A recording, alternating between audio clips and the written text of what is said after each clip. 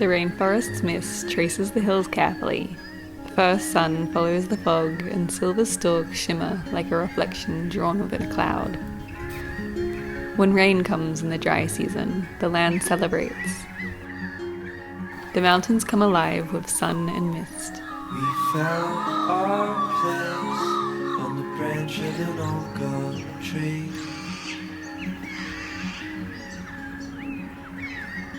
Our feet would sway to a voice in the breeze. I learned to sit still like the mountains, unbothered and enduring, resilient between each season that falls across my skin. But I also learned to move like the mist, traversing and expanding, evolving and shifting my shape as I move across gullies and rugged forests of the unknown. Mostly, I learned to move like the sun, carving the mist and painting the mountains gold. When you look back on your life, what do you see? Do you picture the grand moments and the big achievements, or do you picture the lowest lows, the moments of loss and difficulty? For me, it's neither. When I reflect back on different times of my life, I see a collection of mundane moments. I see 1,000 slow mornings, a shared coffee, or the mountains changing with the seasons. I see the moments in between.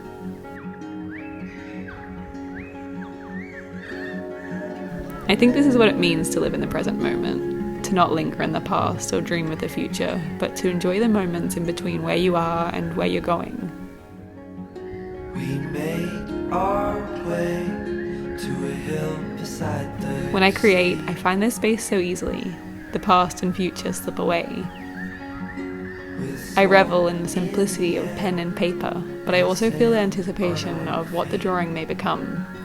I enjoy this space between the blank page and the finished piece, between where I am in my life and where I'm going. I think this is the secret to creating. When I draw, I can't focus too much on all of the inspiration, practice, and mistakes I've sketched before, but I also can't focus too much on what I think the image will become. It's a balance of both, drawing inspiration from lessons while holding excitement for what will appear in the paper before me. But mostly, it's a focus on the actual strokes that I make each moment, carefully considering these movements and shapes and their greater meaning within the image.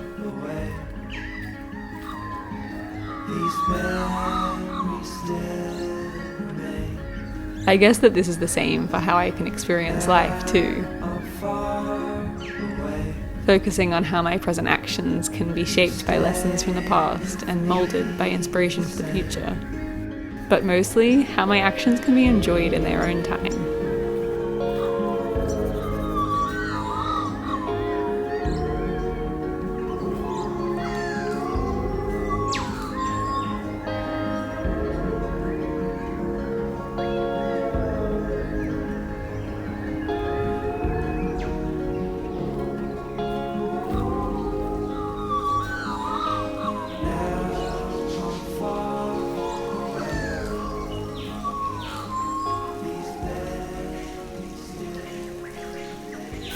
It's lemon season and the trees are filled with fragrant fruit, and today we're harvesting lots. We love the taste of lemons, but they only fruit for half the year, so this season we have a plan. We're going to preserve the lemons into a limoncello so we can continue enjoying their flavour for seasons to come. Mulberries are close!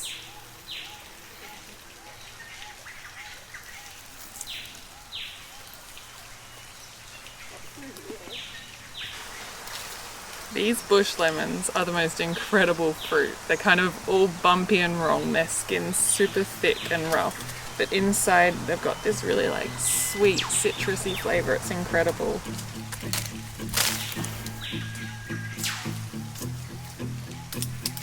I can't reach it. We're all falling and we need a place to hide.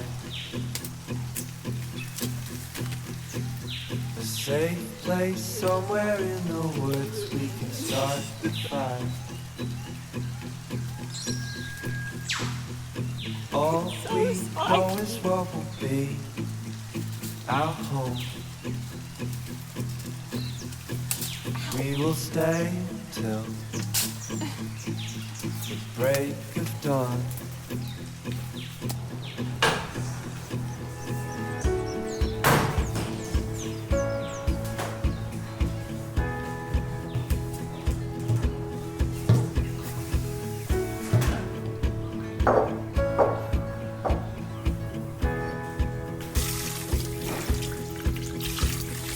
Cold night takes us to a place to escape the chill. Tucked up somewhere in the woods on a hill. Wake up feeling the cold in between our toes.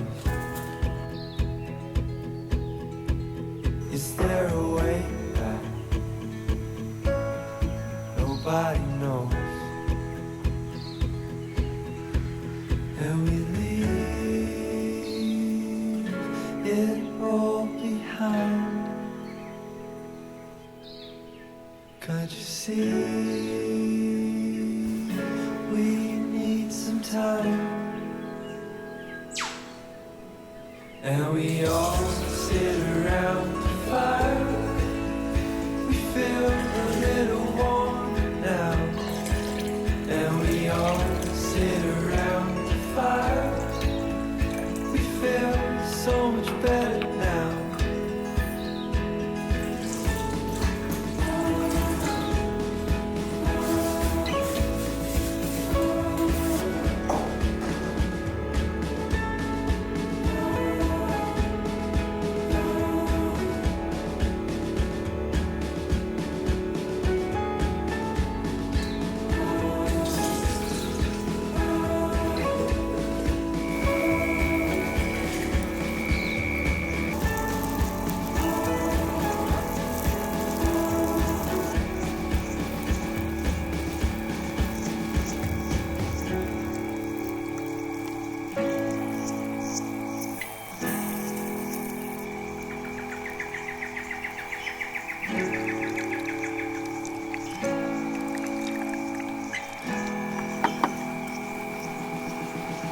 And we all sit around the fire. We feel a little warmer now. And we all sit around the fire. We feel so much better now. And we all sit around the fire. We feel a little warmer now. And we all sit around the fire. We feel so much better now.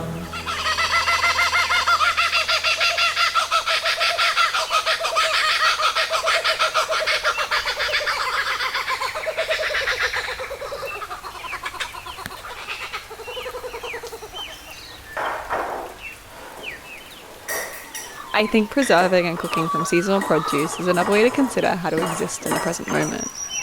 It's about reveling in the flavours of the season and celebrating them while they last, as well as preserving and saving them for future meals.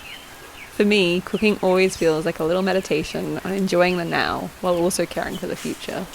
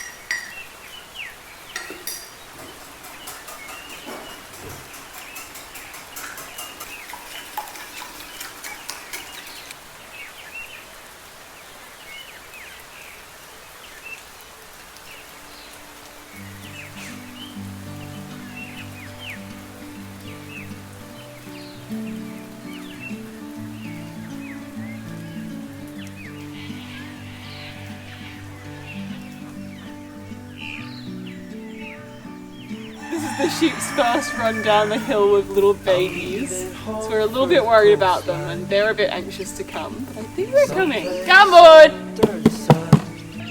Sheep are born with the ability to do a lot. When they come out of the womb, they already know how to stand and walk and do most sheepy things.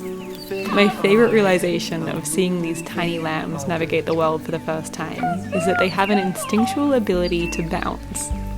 Before they even saw their parents do it, they skip and hop down the hill.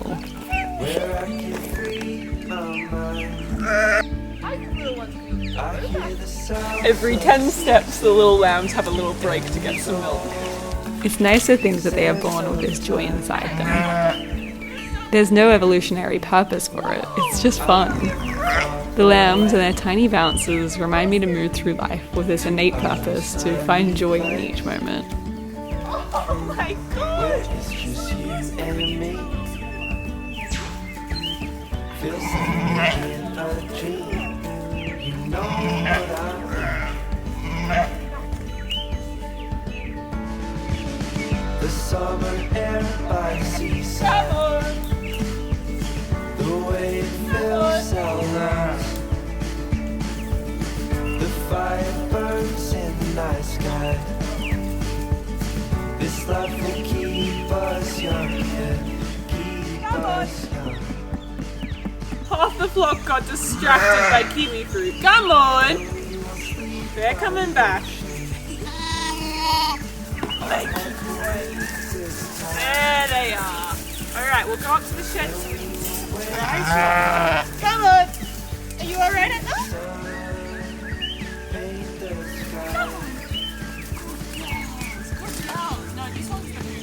The sheep, especially the ones that have just given birth, have all gone to check out their favourite fruit trees to see if there's any fruit on in this paddock. So they must really be craving something sweet. I'll see if there's any star fruit for them.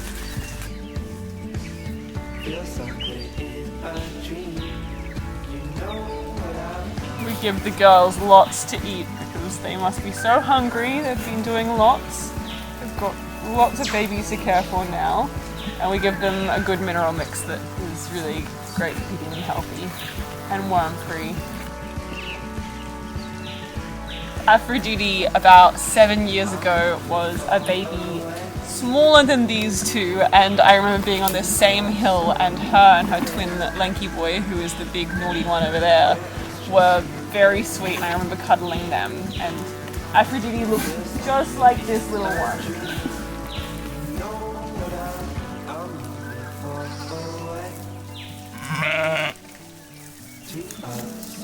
This is Lanky Boy, who is Aphrodite's twin, and he is so naughty, he tries to steal her food every day. She needs it! She needs it more than you!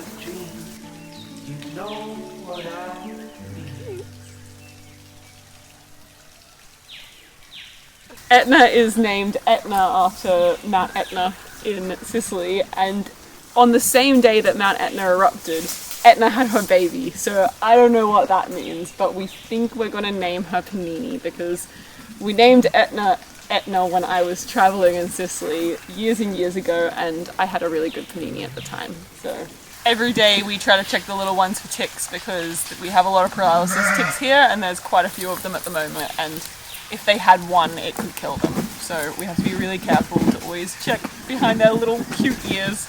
And it's a job that I'm okay with because I get to cuddle them, but it's a balance because you got to make sure that the mums are happy when you're patting them because you don't want to make them stressed, but also it's so important to check for ticks, so you've got to find that balance in between. Check for ticks? Is that okay?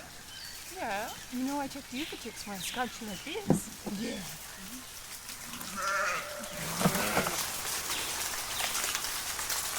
I can't believe the mango flowers are blooming already, but they kind of put out their first flowers at this time of year, and then they keep putting them out onwards. If it rains, they get knocked off, so they keep trying again and again until they finally get fruit. But I am allergic to mango flowers, so I get so sneezy whenever they flower, so I shouldn't be touching them.